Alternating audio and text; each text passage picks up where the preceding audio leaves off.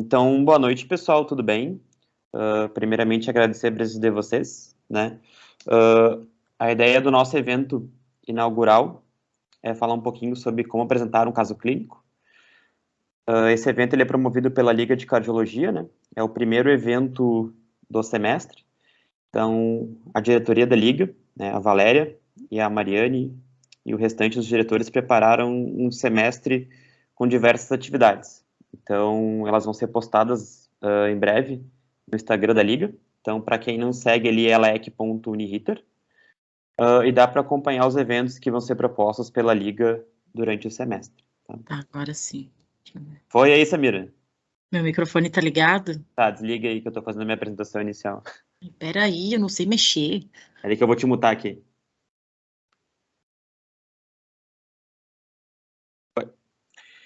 Então, pessoal, a ideia de hoje é um encontro um pouquinho rápido, né, até para não saturar vocês, né, início de semestre, tá todo mundo ainda correndo de um lado para o outro, né, cheio de coisas para fazer, mas é para falar um pouquinho sobre como apresentar um caso clínico, né. Para quem não me conhece, sou o Prof. Nicolas, sou professor da Uniriter, professor de saúde do adulto, do TCC, do estágio 2, né.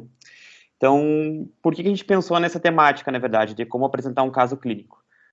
Porque a gente identifica que vocês ainda têm um pouquinho de dificuldade de como organizar as ideias para apresentar um caso clínico, né? Então, vocês vão ver durante essa aula, né, que organizar um caso clínico para apresentar não é tão simples, não é tão fácil, mas é uma metodologia que vai contribuir muito para que vocês tenham um processo de ensino-aprendizagem muito bom, né? Então, quando a gente está trabalhando com caso clínico, a gente está aprendendo, né? Então, existem formas de tornar essa apresentação de caso clínico mais fácil e de a gente conseguir transmitir o que a gente quer, que é o que a gente vai ver hoje, tá?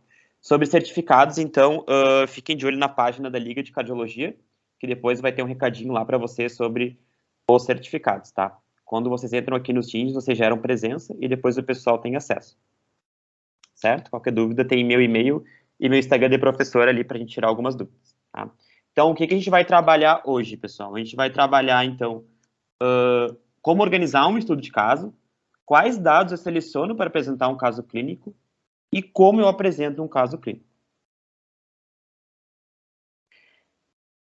Então, assim, galera, por mais que discutir caso clínico pareça algo muito atual, do século XXI, algo muito recente, né? Na verdade, o estudo de caso, né, o caso clínico, ele é uma das metodologias mais antigas de ensino-aprendizagem nas ciências da saúde, tá?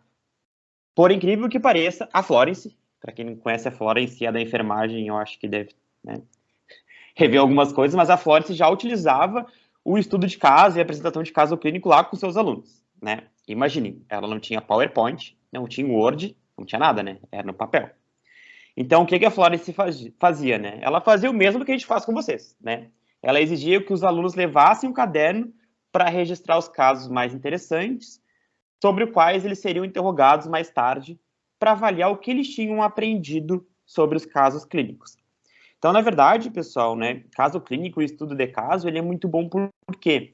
Porque ele permite com que vocês alinhem todo o conhecimento teórico que vocês têm, aplicando ele estudando um paciente de verdade, né? Não um boneco, tá? Então, primeira coisa, né? Para eu avaliar, para eu destrinchar um caso clínico, um estudo de caso, a primeira coisa que eu tenho que ter é conhecimento teórico. Então, uma coisa vai estar aliada à outra. Então, assim, né, o que a gente geralmente não pensa, né, que quando eu vou apresentar um caso clínico, né, eu tenho que estudar aquele caso. Então, não é só chegar e apresentar um caso clínico que eu vi no dia anterior e apresentar para os meus colegas, né, seja meus colegas enfermeiros, seja os meus colegas de graduação, né. Então, toda apresentação de um caso clínico, ela é precedida por um estudo de caso, tá? Então, eu vou ter que fazer um estudo de caso para depois poder apresentar o meu caso clínico. Não existe apresentação de caso clínico sem estudo de caso. A gente pode até tentar apresentar um caso clínico sem estudar o caso previamente. O que vai acontecer? A gente só vai lá para frente, vai ler slide, vai despejar as informações, né? E qual é a ideia da apresentação do caso clínico? É que o meu colega consiga aprender com a vivência que eu tive, tá? Então, é super importante estudar o caso antes para a gente entender o que a gente está falando e conseguir transmitir. Eu tenho dois viés de aprendizado aí, pessoal. Eu consigo aprender e eu consigo transmitir o meu conhecimento para o meu colega. Então, por exemplo, para quem está em estágio agora, tem diversos alunos que estão alocados em diversas unidades diferentes. Alguns são na saúde da mulher, outros em terapia intensiva, outros na emergência, outros na pediatria, né? Infelizmente, vocês não passam por todos os cenários de prática durante o estágio, né? Então, o momento de discussão do caso clínico, ele permite com que o teu colega que não está na unidade que tu está inserido, ele consiga ter uma percepção, né, ou entender um pouquinho de como é o funcionamento da unidade, que tipo de paciente que tu atende, ou até aprender sobre um caso, né, que tu está apresentando de uma unidade diferente. Eu sempre falo que uma das coisas que mais me fez aprender durante a residência foram as discussões de casos clínicos, porque é no momento que tu debate, que tu discute e que tu pensa, tá? Então, assim, toda a apresentação de caso clínico, ela é precedida de um estudo de caso. Quanto mais eu estudar o caso, melhor vai ser minha apresentação do caso clínico, tá? Então, o estudo de caso, ele é uma abordagem metodológica de investigação. Então, eu vou investigar o caso do meu paciente, tá? E tem uma forma metodológica para fazer isso, que é o que eu vou me propor a ensinar a vocês hoje, tá? Então, o estudo de caso e o caso clínico, né, eles são adequados quando eu vou procurar compreender, explorar ou descrever algum acontecimento ou contexto, né, nas quais estão envolvidos diversos fatores, tá? Então, quando eu estou lá apresentando um caso clínico, né, eu estou buscando compreender, explorar e descrever esse evento, né, e tentar tornar isso claro para quem está assistindo, tá? Então, assim, antes de mais nada, antes de pensar em apresentar um caso clínico, eu tenho que estudar esse caso. E daí eu vou organizar metodologicamente ele, tá? E daí, para isso, eu posso seguir um roteiro, tá? Então, primeiro eu sigo esse roteiro, organizo o meu estudo de caso e depois eu apresento o caso clínico. Então, primeiro lembrete da aula de hoje, né? Estude o caso que você for apresentar, tá? Por quê, gente? Se eu estudo o caso que eu vou apresentar, mais domínio eu tenho, eu consigo passar as informações de forma adequada e eu consigo gerar discussão, que é o principal motivo de uma apresentação de caso clínico, tá? Então, por exemplo, eu sou cardio-intensivista, se vocês pegarem e apresentarem um estudo de caso da saúde da mulher, hoje em dia, bem apresentado, com certeza eu vou aprender com vocês. Porque, por exemplo, saúde da mulher não minha área afim, não é minha área de expertise. Então, primeiro lembrete para não passar vergonha. Estudar o caso que tu for apresentar, tá? Nunca se faz um caso clínico do dia para a noite, né? Ah, tem que apresentar amanhã, eu vou preparar na sexta-feira de noite, eu vou só jogar as informações nos slides. Não, tá? Então, para realmente gerar um processo de aprendizagem, eu tenho que estudar o meu caso antes. E daí, assim, não sei se vocês já se perguntaram, né? Mas, por exemplo, quando eu uso snaps lá, ou quando a gente vai num congresso, eles apresentam um caso, o caso ele é fragmentado, né? Ele é discutido por partes, tá? Então, por que eu tenho que discutir o meu caso clínico por partes, tá? Por quê? Primeiro, né? Eu vou propiciar a discussão, né? E segundo, porque eu vou conseguir, né, seguir todas as etapas do meu raciocínio clínico. Então, apresento o caso, a patologia do paciente, por que aquilo aconteceu, né? Então, quando eu apresento o caso de forma fragmentada, em pedaços, eu propicio ao raciocínio clínico. E daí eu vou trazer uma evidência para vocês de o porquê isso, tá? Então, assim, né? O New England Journal, né? Ele começou a implementar esse formato de discussão de caso clínico em fragmento. Para quem não sabe, o New England Journal é um dos principais periódicos de medicina do mundo, tá? E daí o que os caras faziam? Eles fragmentavam, né, a apresentação dos casos clínicos, né, numa seção chamada Clinical Problem Solving, né? Por que eles faziam isso? Por que eles fragmentavam a apresentação dos casos clínicos, tá? A psicologia tem as evidências para isso, tá? Então, por exemplo, quando eu digo para vocês na aula que eu não faço duas coisas ao mesmo tempo, é porque é verdade, tá? Eu, Nicolas, não consigo fazer duas coisas ao mesmo tempo. O cérebro humano não consegue trabalhar com mais de 7 informações ao mesmo tempo, tá? Ou seja, se eu chegar para apresentar um caso clínico e der todas as informações em 4 slides, o cérebro de vocês não vai processar. Então, a primeira coisa que vocês têm que fazer, quando forem apresentar um caso clínico, é desmembrar ele, tá? O que acontece? Se eu der um monte de informações para vocês, né, e depois a gente tentar lembrar dessas informações, vai acontecer duas coisas. A gente vai acabar se esquecendo de alguma informação do caso, e o nosso raciocínio clínico ele vai ser feito em cima de informações incompletas. Se eu faço meu raciocínio clínico de forma incompleta, eu posso tomar uma conduta que nos induz a erro. Tá?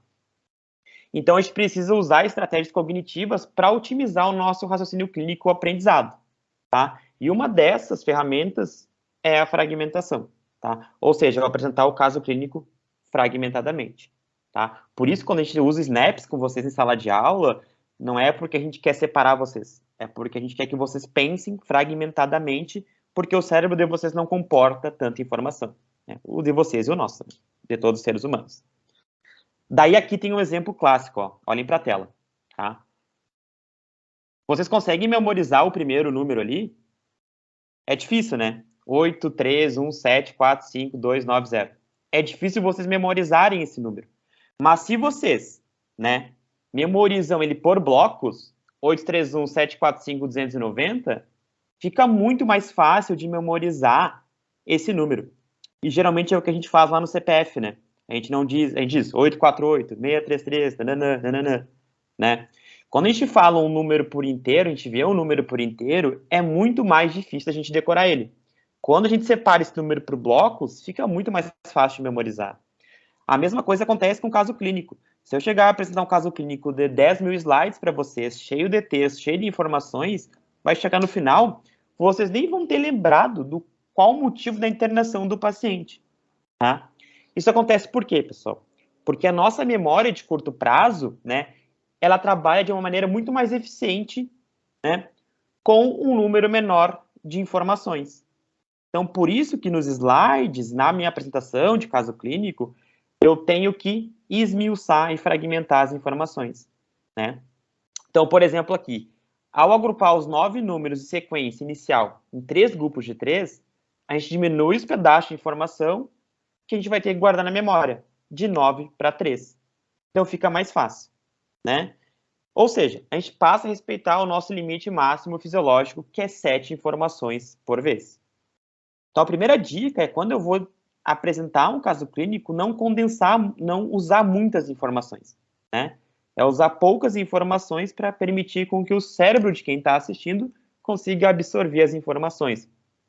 E daí, por que a gente tem que fazer isso, pessoal? Porque quando eu estou discutindo um caso clínico, apresentando ele, eu quero que a pessoa tenha raciocínio clínico. Ela consiga ter uma linha de pensamento. Então, se eu despejar muitas informações, eu não vou conseguir fazer isso. Então, quando eu vou lá estudar o caso do meu paciente, eu tenho ali um roteiro com 7 itens que eu tenho que seguir, tá? Então, eu primeiro estudo o meu caso e depois eu apresento ele. Então, né, questão norteadora, identificação, resumo dos problemas ou alterações identificadas, fundamentação teórica, alternativas ou propostas, ações implementadas ou recomendadas e discussão. Daí a gente vai esmiuçar agora cada uma delas. Então, o que é questão norteadora, né? Quem já fez TCC sabe muito bem o que é questão norteadora, né? Então, assim, né? São as questões que vão nortear o caso. O que a gente tem que pensar? Quem é a pessoa que está envolvida no caso? Né? Ou qual lugar que está sendo estudado? Ah, é um paciente cardiopata com choque cardiogênico, né? Ou é a UTI, né? Ou é a emergência, ou é a unidade básica de saúde. O que aconteceu?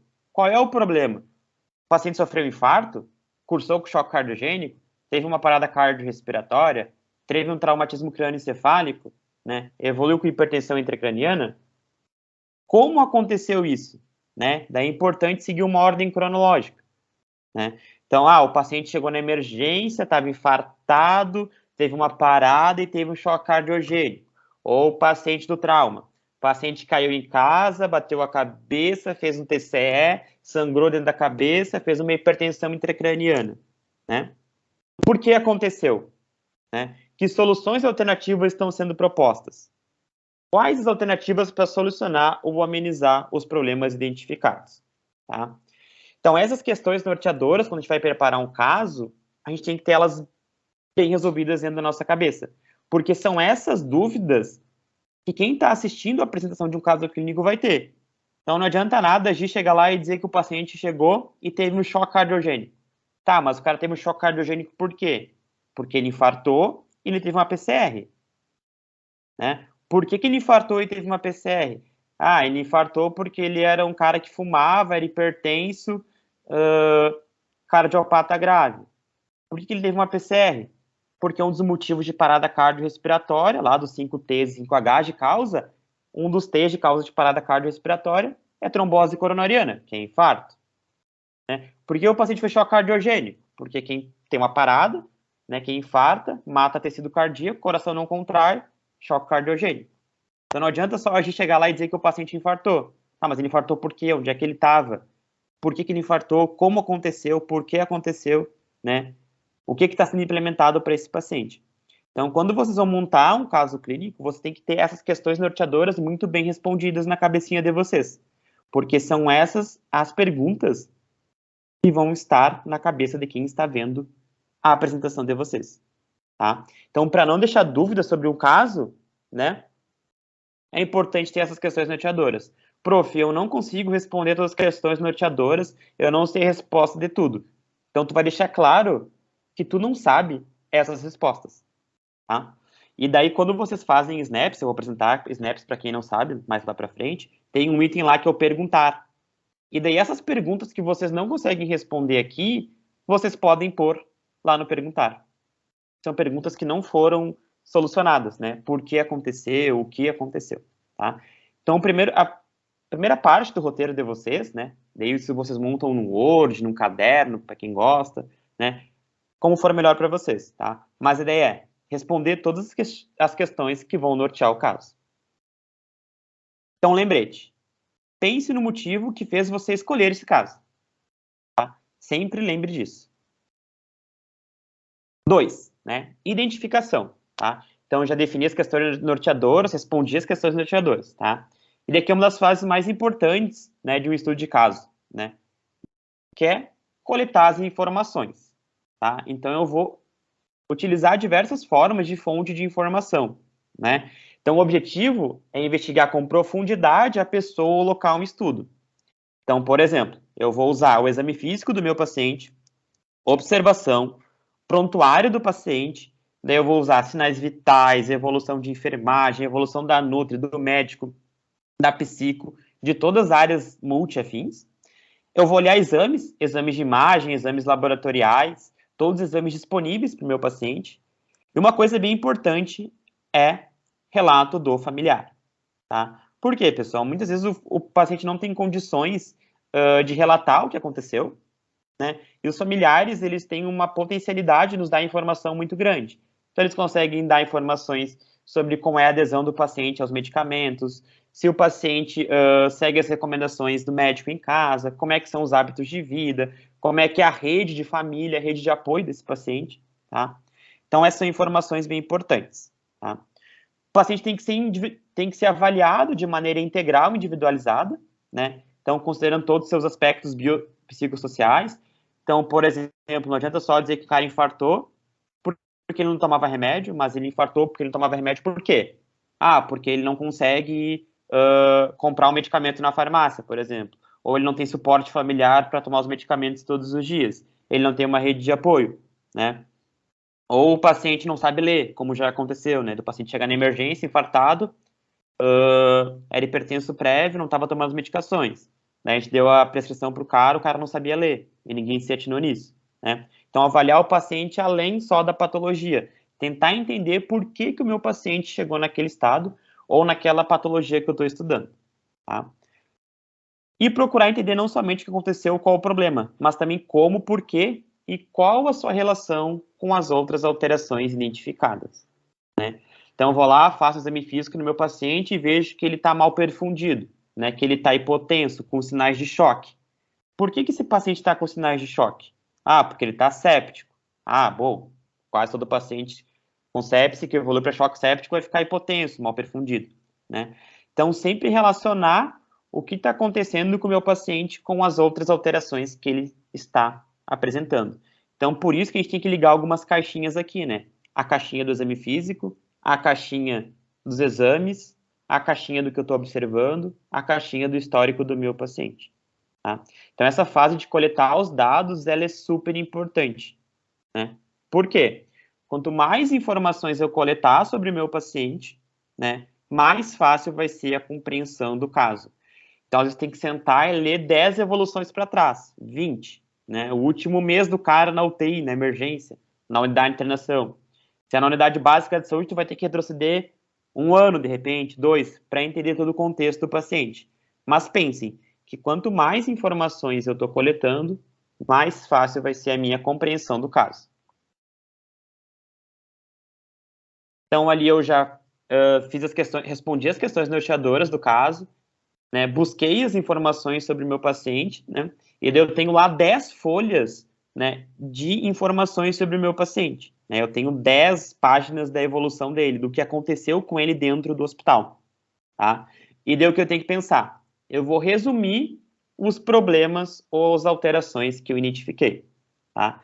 Então, eu vou analisar e categorizar os dados que eu levantei, né, e vou fazer um resumo das alterações que eu identifiquei nos diversos sistemas, respiratório, cardiovascular, né, a oxigenação do meu paciente, circulação, termorregulação. Tá? Então, assim, eu tenho que ter capacidade de síntese para resumir os principais problemas. Então, por exemplo, o cara chegou infartado, o cara era um cara hipertenso, chegou infartado, parou e evoluiu com choque cardiogênico.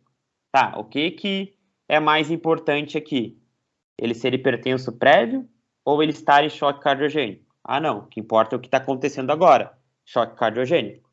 Né? Então, resumir as principais alterações identificadas no meu paciente é importante. Né? Por exemplo, o cara está na UTI entubado no leito.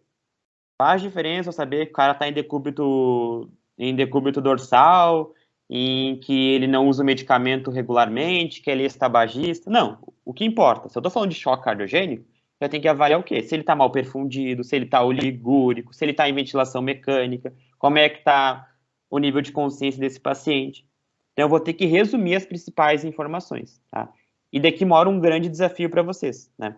Porque resumir as informações de casos tão grandes é um desafio, porque a gente não... Isso demora, né? Tem que ter capacidade de síntese, tem que saber o que é prioridade, porque tudo parece prioridade, tá? Mas mais para frente eu trouxe algumas informações para ajudar vocês. Então, aqui, ó. Paciente LCA, 59 anos, atendido pelo SAMU, vítima de atropelamento por carro contra muro por volta das 5h30 de hoje, com impacto frontal. TC é grave, atendido inicialmente em sala vermelha do serviço de emergência, estável hemodinamicamente. Pressão ele 100 por 60, 80 de batimentos cardíacos, saturando 98. Apresenta como comorbidades prévias, hipertensão arterial sistêmica, em uso de hidrocortisona e pré-diabetes. Relata não usar nenhuma medicação pré-DM ou RAS, nega alergias. Posteriormente, paciente transferida para a sala vermelha por trauma de cinemática grave e sinais de instabilidade hemodinâmica na sala vermelha, com uma sistólica de 77, uma diastólica de 50, a ferida no tornozelo e uma frequência cardíaca de 84. Então, aqui a gente tem várias informações, né? Só que o que é mais importante aqui? Aqui não faz diferença se ele foi trazido pelo SAMU, tá? Eu quero saber o que aconteceu com o meu paciente. Foi vítima de atropelamento, tá? Carro contra muro. Beleza, tá? Que o meu paciente foi atendido inicialmente na sala amarela não faz diferença. Que ele está estável hemodinamicamente no momento não faz diferença. Que ele apresenta como comorbidades prévias não faz diferença. O que faz diferença? Saber que ele foi transferido para a sala vermelha por trauma de cinemática grave e sinais de instabilidade hemodinâmica. Então, aqui, a história eu consigo resumir de uma forma bem sucinta. É um paciente vítima de atropelamento, né, com cinemática grave, que foi transferido para a sala vermelha por sinais de instabilidade hemodinâmica. Ponto. Tá? Aquilo que eu falei para vocês, a gente consegue guardar só 7 informações por vez. Se o cara chegar para apresentar o caso para vocês, ele lê tudo isso aqui, quando chegar no final, vocês nem lembram o que ele falou por primeiro. Então, aqui a gente consegue estabelecer, né, bem direitinho, de forma resumida, o que está acontecendo com o meu paciente. Então, mais um lembrete, né? Filtrar as informações importantes para o caso. Tá? E daí, assim, às vezes quando a gente vai montar um primeiro caso clínico, quem está na banca ou quem está assistindo vai dizer, não, tu poderia ter resumido ainda mais, ou faltaram informações, né? A gente vai desenvolvendo essa capacidade de filtrar o que é importante ou não, conforme a gente vai adquirindo conhecimento. Então, por exemplo, como é que eu vou saber o que é importante num paciente com trauma? Se eu estudar o trauma. Como é que eu vou saber o que é importante num paciente com infarto? Se eu souber a fisiopatologia do infarto. Então, conforme a gente vai adquirindo... Diga. Geralmente, nas aulas, a gente vê os professores nos apresentam esse caso mais elaborado, né? O texto completo que tu colocou. Mas, quando nós formos apresentar, então, seria só aquela partezinha em vermelho, o resto não precisaria aparecer? Não. Eu trouxe um exemplo lá no fim para vocês, eu trouxe um snaps feito, né? Porque eu sei que vocês têm dificuldade com snaps. E daí eu mostro direitinho ali como a gente apresenta. Mas se tu for apresentar, tu vai apresentar assim, de forma sucinta. Porque olhando para aquele caso ali, Val, faz diferença saber se o paciente foi trazido pelo SAMU e que ele foi inicialmente atendido em sala vermelha, nananana. Não faz diferença para o caso. Não, realmente não faz. E quando a gente está em aula, assim, é bem difícil gravar essas informações e realmente a gente não lembra mais o que foi dito lá no começo. Aí tem que ler 3, 4 vezes para conseguir filtrar o que realmente importa, né? Claro que não. Porque o nosso cérebro, comprovadamente, ele só guarda 7 informações por vez. E o meu, nem isso, tá, gente? O meu guarda 2. Então, assim, a gente tem que aprender a resumir os casos. Mas, óbvio que isso demora um pouco, porque, eu sei o que é prioridade no infarto, no trauma, na sepse, pelo meu conhecimento prévio, né? Conforme vocês forem aprendendo, vocês vão vendo que vocês vão conseguir filtrar mais as informações. Não é só vocês. Eu também, quando era aluno, também era assim, tá? Então, aqui, ó, fundamentação teórica. É o próximo passo. Então, eu fiz as questões norteadoras, né? Respondi elas, eu busquei as informações do caso, eu resumi elas, tá? E agora eu vou fazer uma fundamentação teórica, tá? Então, é fundamental o aprofundamento da fisiopatologia, procurando buscar informações que justifiquem as informações, né, que justifiquem as alterações ou os problemas que eu identifiquei, né? Dessa forma, então, a gente procura, embasado na literatura, responder como, por quê, né? Então, por exemplo, né, ali naquele caso, diz que o paciente foi vítima de um TCE grave. O que é um TCE grave? É um TCE grave definido por um Glasgow D3, ou menos. Né? O que é um TCE? TCE é o traumatismo crânioencefálico. Né? Pacientes vítimas de trauma apresentam instabilidade hemodinâmica, por quê? Porque o paciente sangra. Né? Então, por que meu paciente aqui, vítima de trauma, tem instabilidade hemodinâmica? Porque o cara teve um trauma contra o muro. O cara cursou com hemorragia interna, o cara está sangrando. Está sangrando, menos sangue circula, hipotensão, né? Então, aqui a gente vai buscar, na fundamentação teórica, justificar por que meu paciente está apresentando tudo aquilo que eu resumi. Então, se eu resumir que ele está com instabilidade hemodinâmica, vocês vão dizer, paciente com trauma apresenta instabilidade hemodinâmica por tal e tal motivo. Nicolas, mas qual é o critério de estabilidade hemodinâmica? Né? Pressão arterial sistólica menor de 90, má perfusão. Isso aí. Choque hemorrágico. Tá? Então, assim, eu fui lá, fiz as questões norteadoras, busquei as informações que meu paciente precisava, do meu paciente, né? Resumi a história e agora eu vou fazer uma fundamentação teórica. E daí é nesse processo que a gente mais aprende, né? Então a gente pensa, por que uma paciente tem sepsis? Os sinais de sepsis, tal e tal, que vocês acabaram de ver no paciente de vocês, né? Ou vocês podem dizer, meu paciente está com tais e tais sinais porque ele está em choque cardiogênico. Ou choque cardiogênico é caracterizado por tal e tal coisa, né? Então, nessa parte da fundamentação teórica, vocês vão linkar com o que o paciente de vocês está apresentando, para justificar, tá? Nicolas, o paciente está oligúrico porque está chocado. O paciente está com Glasgow D3 porque fez um TCE grave, né? E assim por diante, certo? Então, aqui mais um lembrete. Identificar como e por que as alterações estão presentes nos seus pacientes e qual a relação com o diagnóstico. tá? O cara tá oligúrico por algum motivo, né? O cara tá mal perfundido por algum motivo. O cara tá hipotenso por algum motivo. Buscar o porquê disso, né? Isso a gente busca lá na fundamentação teórica.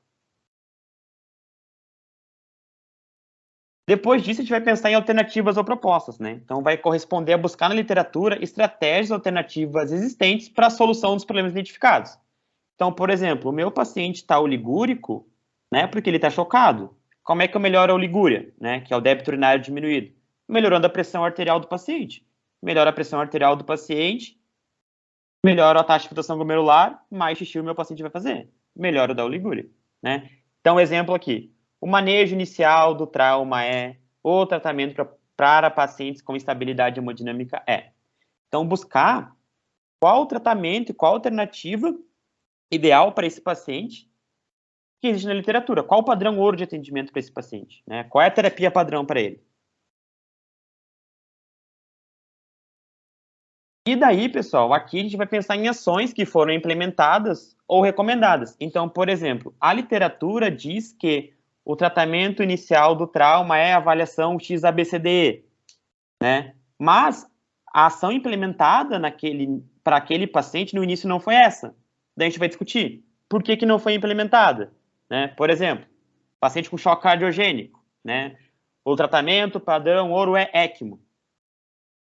Lá, no caso do paciente, foi instituída a medida balão intraórtico. Por que colocaram um balão intraórtico e por que não colocaram ECMO? Ah, porque o paciente tinha as plaquetas alteradas, se canulasse o ECMO ia sangrar, né? Só um exemplo, tá? Então, assim, aqui eu vou pegar as ações que foram implementadas no meu paciente e depois eu vou comparar com as alternativas propostas na literatura. Então, vocês vão dizer o que é o choque cardiogênico, vocês vão dizer qual é o tratamento, que é o padrão ouro para o choque cardiogênico, e depois as ações implementadas. Tá?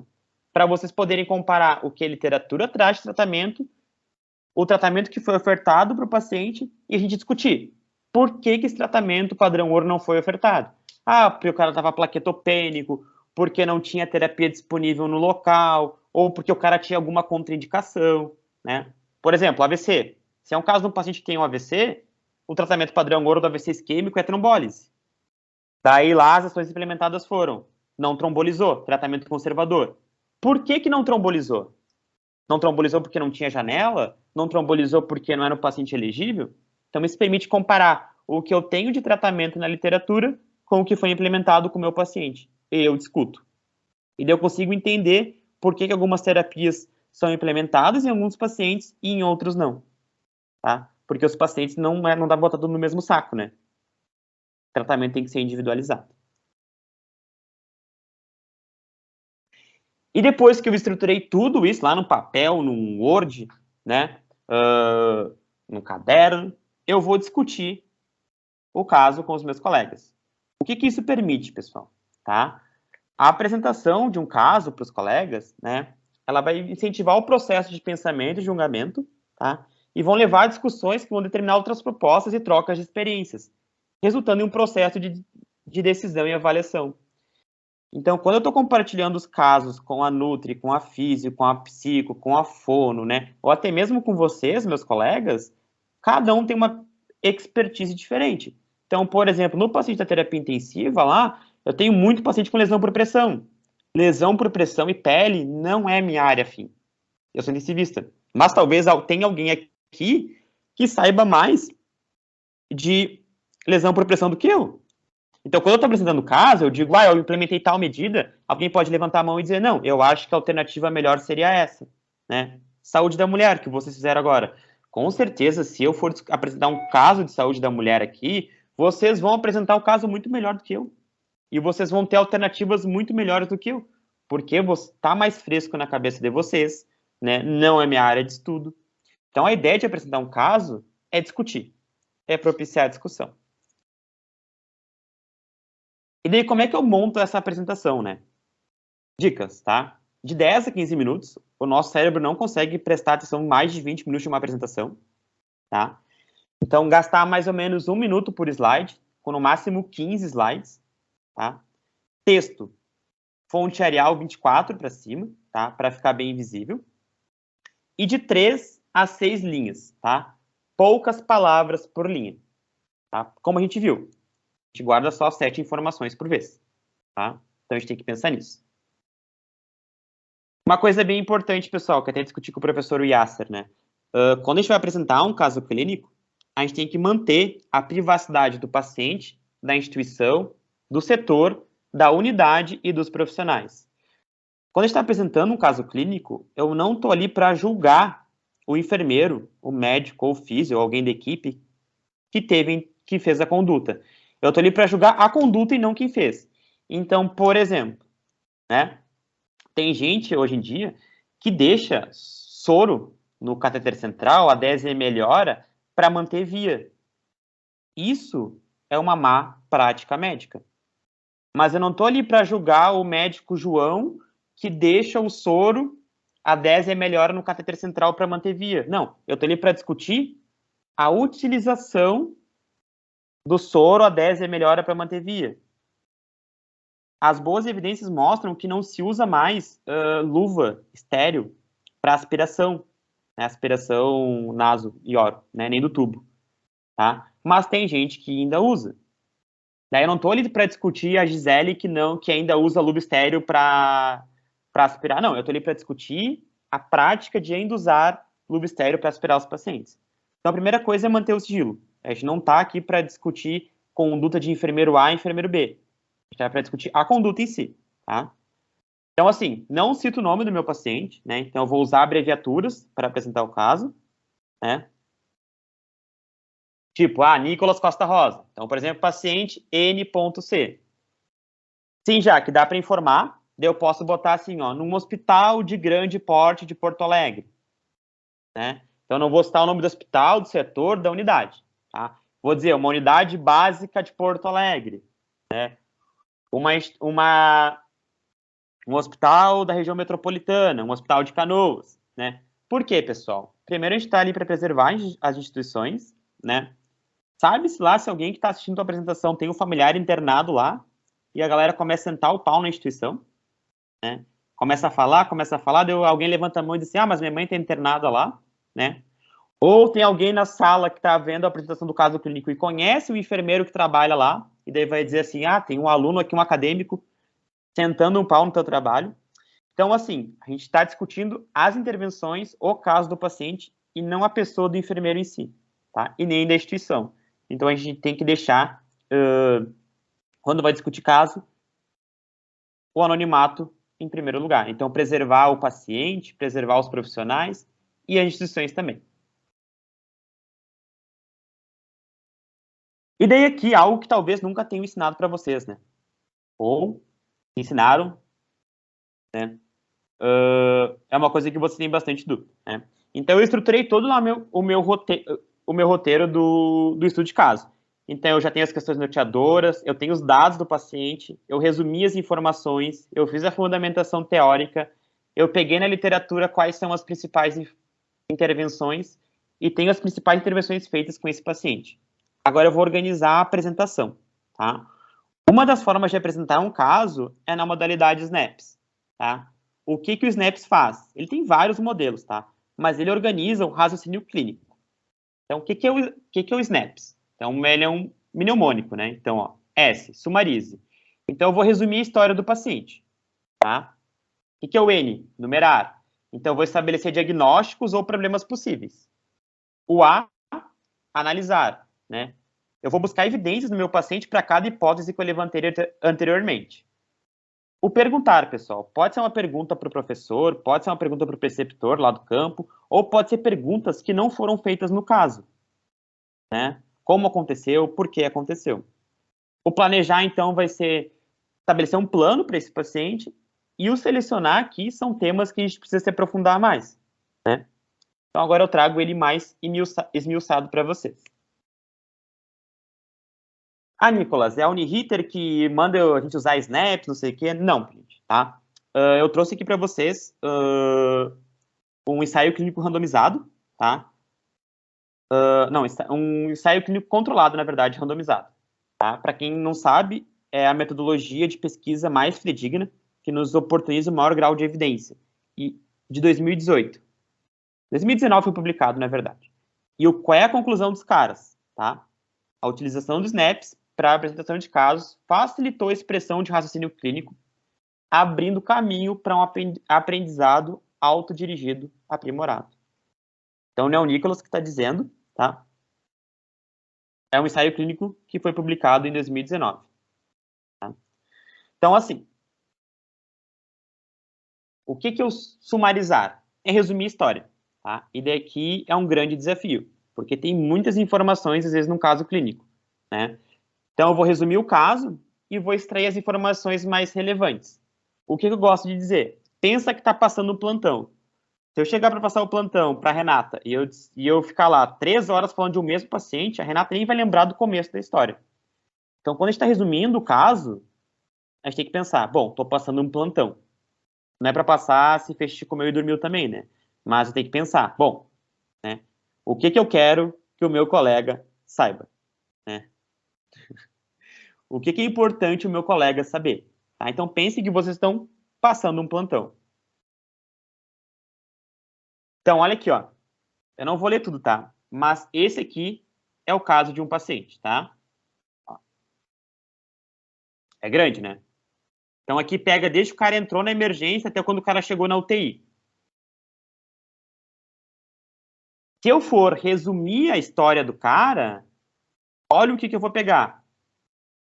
Iniciais e idade. Então, 59 anos, com quadro de dor torácica, fez um eletro, o eletro tinha um supra, tá?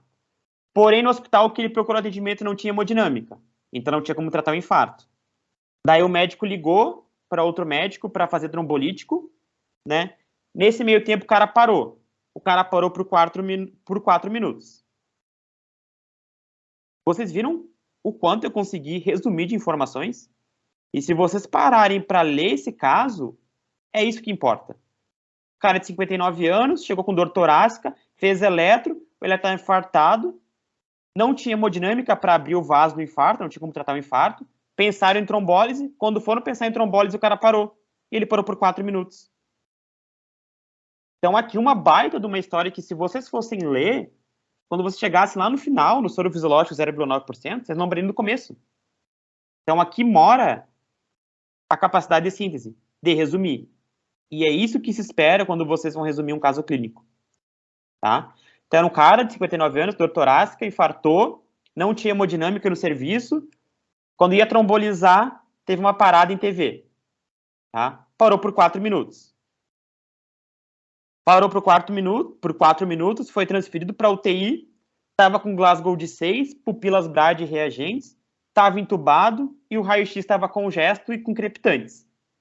Estava hipotenso ali, com uma sistólica de 85, estava com noradrenalina, vasopressora, taquicárdico e hipoxêmico. Estava com uma PVC de 20, com uma dobutamina 20, né? E estava oligúrico. Tá? Então, aqui, daquela baita história, que eram 2 páginas, a gente conseguiu transformar nisso aqui.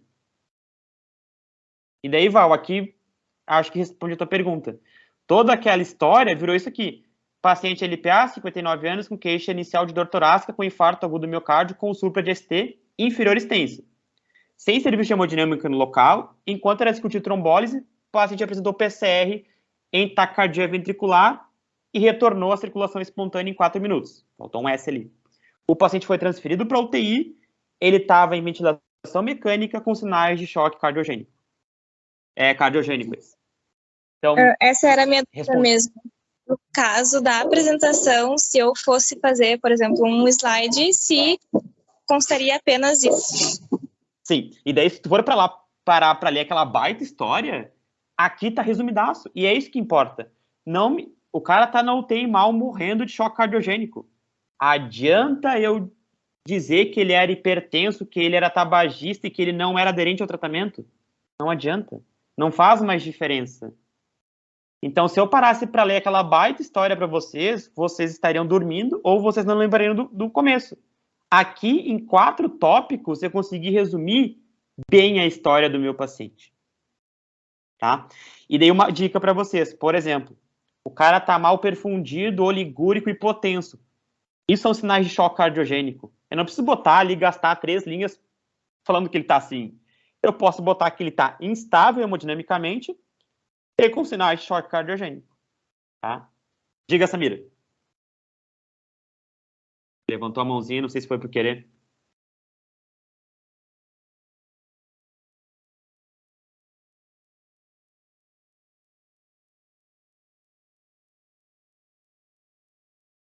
Acho que não foi por querer.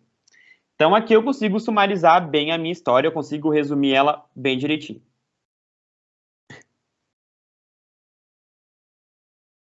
Aqui, pessoal, no numerar, tá? O numerar, ele pode ser várias coisas, né? Porque não existe só enfermagem no mundo, tá? Então, o que é o numerar? É pensar em diagnósticos ou problemas possíveis. Então, por exemplo, se eu fosse pensar num diagnóstico médico para esse cara, ele infartou, parou e teve um choque cardiogênico. Então, o diagnóstico médico dele é choque cardiogênico. Beleza. Se eu fosse pensar em diagnósticos de enfermagem, eu pensaria no quê? Débito cardíaco diminuído, porque o cara está oligúrico, o cara está hipervolêmico, né? Tá com muito líquido no corpo. Isso a gente vê ali pelo raio-x, pela PVC, né? Ele está mal perfundido e está usando droga vasoativa. Ou volume de líquidos excessivo, né? E se eu fosse pensar em problemas possíveis para esse paciente, eu pensaria em congestão, em hipervolemia, em má perfusão e em sinais de choque. Então, quando eu vou numerar, eu posso numerar ou diagnóstico médico, ou diagnóstico de enfermagem, ou os problemas possíveis, né? Óbvio que dentro da graduação a gente pede diagnóstico de enfermagem, mas se vocês forem apresentar um caso clínico tipo no estágio, eu não preciso apresentar o diagnóstico de enfermagem. Eu posso apresentar, o diagnóstico desse paciente é um choque cardiogênico. Ou os problemas possíveis são congestão, hipervolemia, má perfusão e sinais de choque. Tá? Então, quando a gente vai elencar os problemas do paciente, pode ser diagnóstico médico, pode ser diagnóstico de enfermagem e pode ser problemas possíveis. Dentro da graduação, a gente pensa em diagnósticos de enfermagem, né? Porque nós somos enfermeiros. Daí, o que é o analisar ali, né? É evidências sobre as hipóteses. Por exemplo, Samira botou lá, mas não faz sentido para ti, Gi. Isso que eu estou dizendo. Então, assim, se vocês botaram lá que o cara tá com choque cardiogênico, o que a gente tem que pensar? Eu quero saber o que, no caso, me mostra que o cara tem um choque cardiogênico. Então, se vocês forem ler sobre choque cardiogênico, um dos critérios universais de choque cardiogênico é hipotensão, oligúria e má perfusão. O paciente, ele tem tudo. Então, tu vai dizer, esse paciente está com choque cardiogênico porque ele apresenta hipotensão, com uma sistólica menor de 90, ele está oligúrico, né, com um débito urinário menor do que 0,5 ml/hora, e ele está mal perfundido, com tempo de enchimento capilar acima de 5 segundos. Tá? Ou vocês vão me dizer que vocês escolheram o diagnóstico de débito cardíaco diminuído ou volume de líquido excessivo. Por quê? O que caracteriza esses dois diagnósticos de enfermagem no cara? Hipotensão, oligúria, uma PVC aumentada e o raio-x com congestão. Então, vocês vão justificar por que vocês escolheram aquele diagnóstico de enfermagem. Né? Se vocês forem no NANDA olhar débito cardíaco diminuído, vocês vão ver lá as características definidoras. E vai ter alguma dessas aqui. Ou volume de líquidos excessivo também. Vai ter uma dessas aqui. Então, no analisar, a gente consegue mostrar e evidenciar o porquê a gente chegou naquela hipótese. Então, eu cheguei na hipótese de choque cardiogênico por tal e tal sinal. Cheguei no diagnóstico de enfermagem de débito cardíaco diminuído por tal e tal sinal. Ou eu posso pensar, bom, eu não elenquei de diagnóstico de enfermagem, nem pensei no diagnóstico médico. Eu pensei em congestão, né? Ou hipervolemia, má perfusão periférica e sinais de choque. Tá, mas o que me evidencia isso? Evidenciado pela hipotensão, pela oligúria, pela má perfusão, pela PVC aumentada e pelo raio-x com congestão. Então, aqui a gente vai mostrar as evidências que corroboram a hipótese que a gente escolheu. Se você escolher uma hipótese, por exemplo, escolhi choque séptico, daí vocês vão vir para cá, né? Tá, escolhi choque séptico, pensei em choque séptico. Daí vocês vão ver as evidências, e as evidências não fecham com o choque séptico, porque esse cara não tem nenhum sinal de choque séptico. Vocês podem pensar, então SPA não, né? Não posso falar SPA, né? Agora eu sou o professor. De repente, a minha hipótese está errada, tá? Então, assim, concordam comigo? Então, pensei em choque cardiogênico. É o auge agora. Pensei em choque séptico, sei lá, até me desconcentrei aqui. Pensei em choque séptico, daí eu vou lá para as evidências. Tá, o que tem de evidência desse meu paciente que ele tem choque séptico? Daí tu vai olhar pro cara, não tem nada de choque séptico. Bom, então não é choque séptico. Certo? Então essa é uma forma de alinhar o raciocínio clínico de vocês. Óbvio que nesse primeiro momento fica ruim. Mas quanto mais a gente fizer esse pensamento crítico, melhor a gente fica. E daí, gente, perguntas pertinentes ao caso, tá? Então, tipo, se vocês forem olhar aquele caso clínico lá, não tem balanço hídrico, tá? Não tem balanço hídrico no paciente. O cara não tá congesto. O que é congesto? O cara tá cheio de líquido no corpo. O cara tá inundado de líquido. Balanço hídrico não é uma boa para controlar a entrada e saída de líquido? Então, se vocês forem olhar aquele caso, não tem balanço hídrico do paciente. Então, pergunta. Foi realizado o balanço hídrico no paciente? Né? Outra coisa, pessoal, o paciente parou e no pós-parada ele estava com Glasgow de 6. Né? Fizeram cuidados pós-parada no paciente? Hipotermia terapêutica, aquelas coisas todas? Para preservar o estado cerebral? Não diz ali. Se fizeram cuidados pós-parada. O cara tem ventilação mecânica. Coletar a gasometria do paciente, não tem nenhum laboratorial ali naquele caso clínico. Não tem creatinina, não tem lactato, que é o exame preferencial do choque. Não tem nada. Se não, daí vamos pensar. Se não diz, não fizeram. Pois é, não sabemos, né, Nath? Mas pensa, não seria adequado fazer um exame laboratorial naquele cara? Não daria mais informações sobre o paciente? Não definiria, de repente, uma conduta? Talvez sim. E isso aí. Então, outro poderia sugerir, né? Mas, enfim, o perguntar é perguntas pertinentes ao caso. Coisas que vocês pensaram que poderia mudar o desfecho do paciente, mas não está no caso. Então, por que não tem balanço hídrico? Foram realizados os cuidados pós-parada nesse paciente? Talvez se não tivesse mudado o desfecho do cara? Ou coletaram gasometria? Coletaram laboratoriais do paciente? Porque essas informações também serviriam como guia, né? Enfim, são perguntas que a gente só consegue fazer se a gente conhece o caso. Então, eu sei, Nicolas, que no choque cardiogênico, o que vai guiar o uso da dobutamina é o lactato. Então, cadê o lactato ali, que não tem? Como é que eu vou saber se eu tenho que aumentar ou diminuir a dobutamina que está infundido no paciente, se não tem o lactato? Tá? Então, esse perguntar são perguntas pertinentes ao caso. Perguntas que não foram respondidas. Não adianta, gente, eu perguntar assim, porque querer perguntar para o paciente. Primeiro, o paciente está entubado. Né? Segundo, não adianta eu querer perguntar, por exemplo, paciente era aderente ao tratamento da hipertensão, isso não faz uma diferença. Se ele toma o antihipertensivo, se ele toma o remédio da diabetes, isso não faz uma diferença.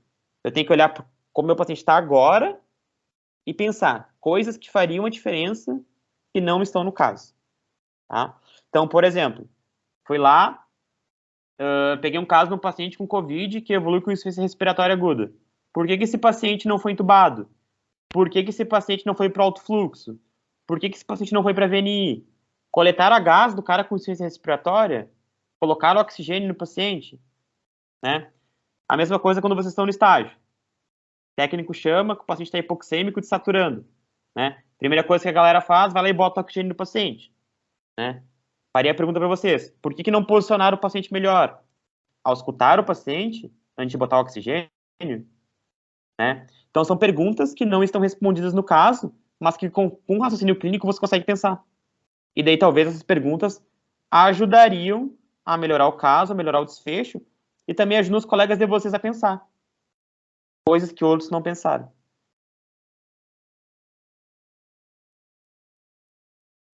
E daí, por fim, eu vou planejar os cuidados desse paciente, né?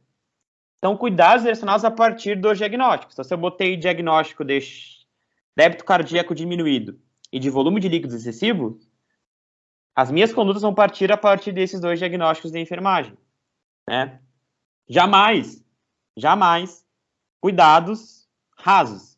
Monitorizar sinais vitais, comunicar alterações. Isso é muito vago, né? O que é ideal, né? Titular cuidado por meta. Critério universal de choque é uma pressão arterial sistólica menor de 90. Então, o que eu quero? Monitorizar a pressão arterial para uma pressão arterial sistólica acima de 90 e uma PM acima de 65. Outro sinal de choque é débito urinário menor do que 0,5 ml/h. Então, observar débito urinário para débito urinário maior do que 0,5 ml/h. Né? Meu paciente estava com pupilas Brady reagentes. Então, fazer avaliação pupilar, observar status neurológico por escala de Coma de Glasgow, avaliar o nível de sedação. Então, sempre titular os cuidados por metas. Aonde eu quero chegar? Né? Qual é o resultado que eu quero ter com esse cuidado? Tá? Monitorizar sinais vitais e comunicar alterações até um macaco treinado sabe, né? Não precisa de ensino superior para isso, né? E é muito raso. Outra coisa é tu detalhar e titular os cuidados que tu quer por metas. E daí lá no selecionar, né, vão ser temas que necessitam de maior estudo, né? Então, Nicolas, é um cara que teve choque cardiogênico, mas eu não sei o que é choque cardiogênico. ECMO, o que é? Balão intraórtico, Swan-Ganz, cuidados pós-PSR. Então, são coisas que vocês foram vendo durante o caso que vocês não entenderam. E faz parte do processo, né? Hoje em dia, o conhecimento, ele tá se modificando todos os dias, né? Ninguém sabe nada. Quanto mais a gente estuda, mais a gente percebe que a gente não sabe nada. Então, assim, pensem nisso aqui, né? Não para encher linguiça, mas pensem, bom, para reconhecer alguma limitação. Eu sei o que é infarto e eu sei o que é PCR, mas eu não sei o que é choque cardiogênico. Vou estudar choque cardiogênico. Eu sei o que é choque cardiogênico, mas não sei o que é balão intraórtico. Não sei o que é Swan-Ganz. Ou eu sei tudo isso, mas não sei o que é cuidados pós-parada. Né? Sempre vai ter alguma coisa no caso do paciente que a gente não saiba.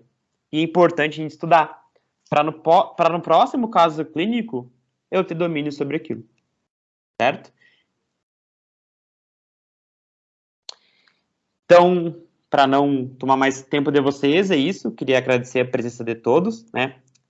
Vai ficar gravado no YouTube essa aulinha. Espero que tenha sido um pouco elucidativo para vocês, né? E tenha mudado um pouquinho a perspectiva de como apresentar um caso, de como estudar, né? Agora já posso cobrar, né, Deia? Em saúde do adulto, esse vídeo vai viralizar, tá? Vou salvar, posso mandar os slides para vocês também e vai ficar gravado em vídeo também. Tá? Muito obrigado a todos.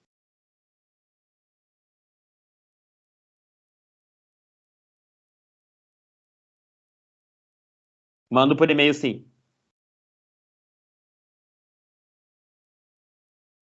Eu que agradeço, Jainara.